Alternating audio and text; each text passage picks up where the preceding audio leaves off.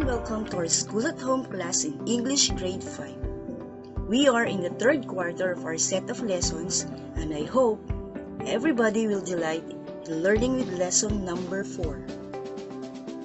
Distinguishing text types according to purpose, time, order. For today's lesson, you are expected to learn how to distinguish text types according to purpose, time, order, place the events in the correct time order, and use the correct signal words in completing a paragraph. Before we start, do the following exercise. Place the events that happened in the different parts of the world with the pandemic COVID-19 that started last December 2020. You can pause this video if you'll need more time. Press play again when you're finished with the activity and when you're ready to proceed with the lesson. Arrange or place the events in the correct time order by writing numbers 1 to 5 on the space provided. Here are the answers. 4, 1,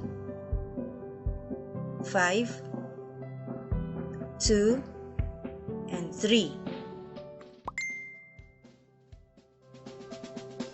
We have learned that enumeration is also a text type according to purpose. Enumeration tells a listing of facts and events in no special order and uses signal words such as also, another, several, and many more. Grocery list and listing of examples are examples of enumeration. Look at the following pictures. What do the following pictures show?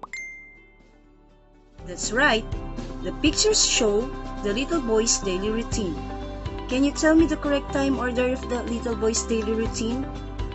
You may use the signal words first, next, then, after, and lastly.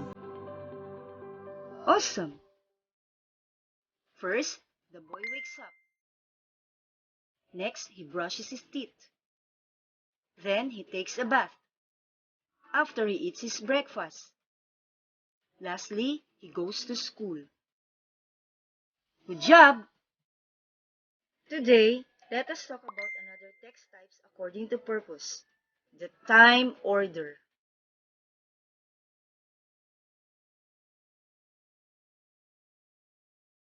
A time order is the order or sequence in which events happen. It can include events in a story, detailed information, a recipe, or giving directions. Time order words help show the order of things. They help signal such things as when something happened, the steps in a sequence, and the logical order of things. There are signal words and phrases used, such as first, second, third. First of all, then, meanwhile. Former, latter. In the first place, in the second place. For one thing. After, before, as soon as, always, during, in order, previously, today, tomorrow, recently. At this point, in the meantime, lastly, on time, prior to, since, soon, thereafter, whenever. Let's try to read the given selection. Jed made a blueberry cheesecake for her husband's birthday. First, she prepared all the ingredients needed. Second, she mashed the cream cheese with a mixer until soft and creamy with the other ingredients while beating the egg one at a time. Next, she poured the mixture into the crumblined pan and baked it in the oven for 1 hour. After an hour, she removed the cake from the pan and topped it with the blueberry fruit and jelly. Finally, the cake was ready to serve for the celebrant. What did she prepare first? Very good! First, she prepared all the ingredients needed. You need to prepare all the ingredients first before you start baking. What was the second thing she did? You are right again. Second, she mashed the cream cheese with the mixer until soft and creamy with the other ingredients while beating the egg one at a time. It is a second step after preparing all the ingredients. The word second signals the next step. What did she do next with the mixture? Bravo! Next,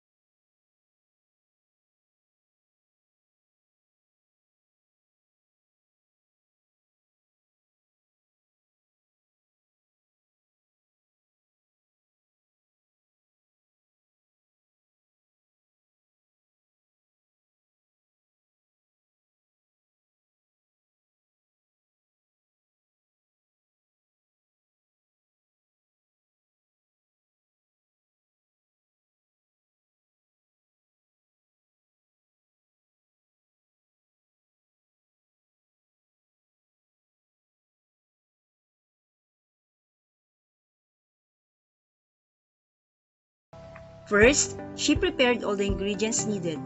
Second, she mashed the cream cheese with the mixer until soft and creamy with the other ingredients while beating the egg one at a time. Next, she poured the mixture into the crumb-lined pan and baked it in the oven for 1 hour. After an hour, she removed the cake from the pan and topped it with the blueberry fruit and jelly. Finally, the cake was ready to serve for the celebrant. Let us work on another example. Read the selection carefully. Arrange the events in time order. Remember what happened in the story.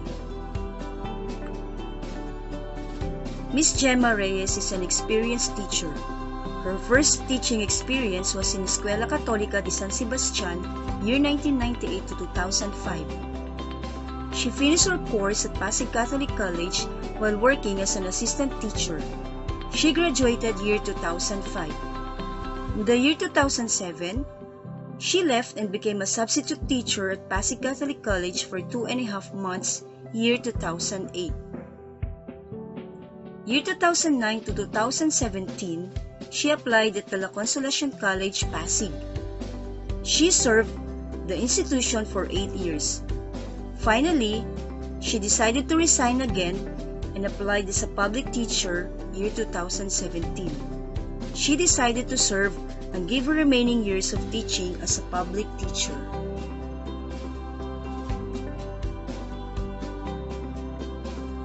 Place the events in the correct time order by using numbers 1 to 5.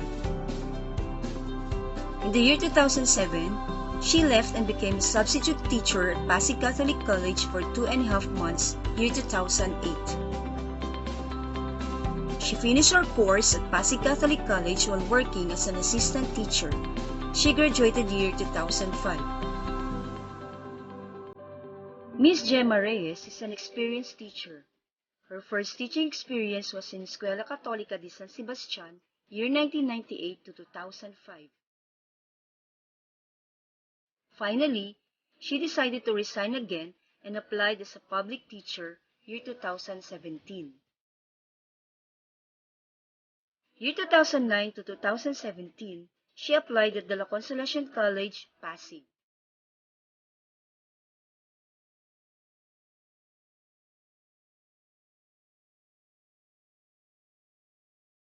Excellent work!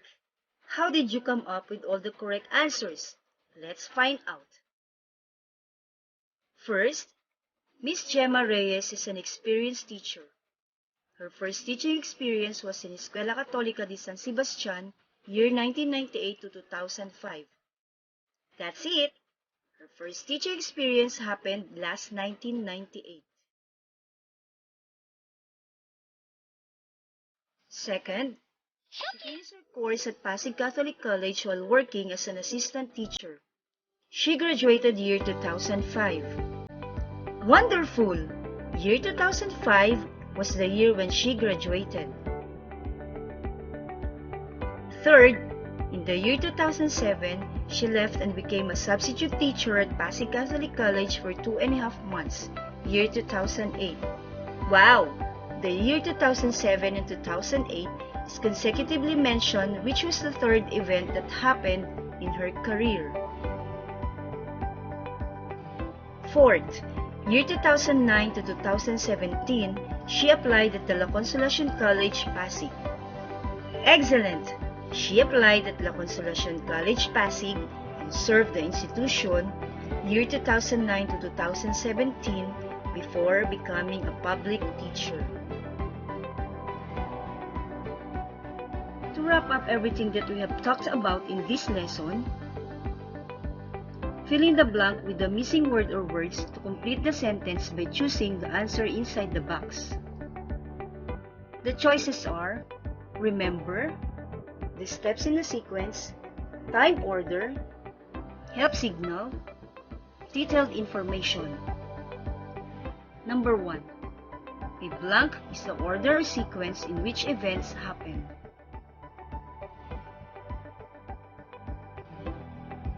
Number 2.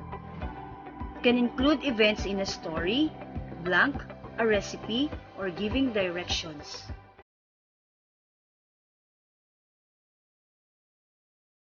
Number 3. They help signal such things as when something happened, blank, and the logical order of things.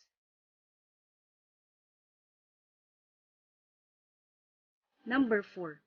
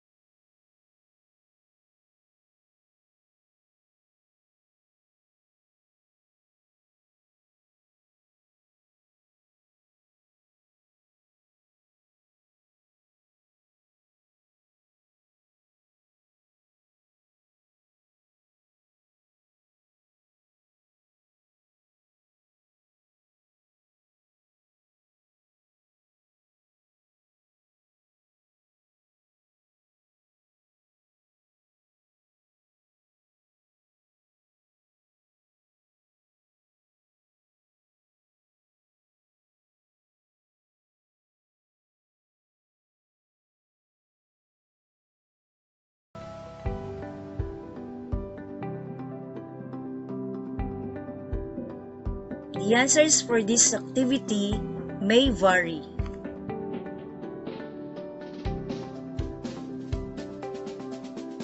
To end this lesson, do the following exercise. You can pause this video if you will need more time. Press play again when you're finished and when you're ready to proceed with the lesson. The COVID-19 pandemic is spreading globally. There are things that you should do in your own simple way to avoid spreading it in your family. Arrange the sequence of events from the following selection. Choose the letter of the correct answer.